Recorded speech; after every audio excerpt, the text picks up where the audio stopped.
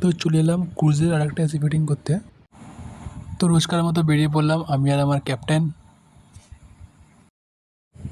তো কাজটা ছিল বাড়ি থেকে 35 কিলোমিটার দূর, শ্রীরামপুর।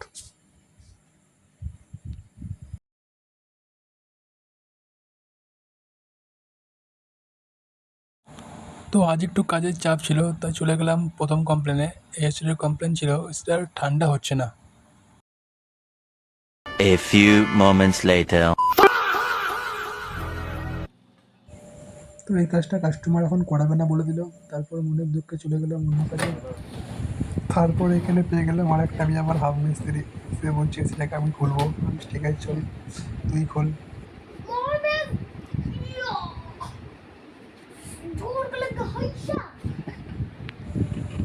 তো এসিটা এই জায়গাটাই বসবে, এই আয়নাটার পিছনে।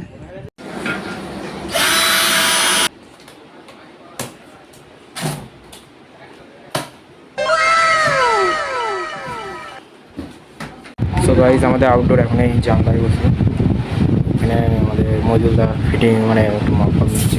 পাইপ ওখানে এসে পাইপটা ফিরে দিচ্ছি, এটা আমার মাকে চলে যাবো পাইপটা।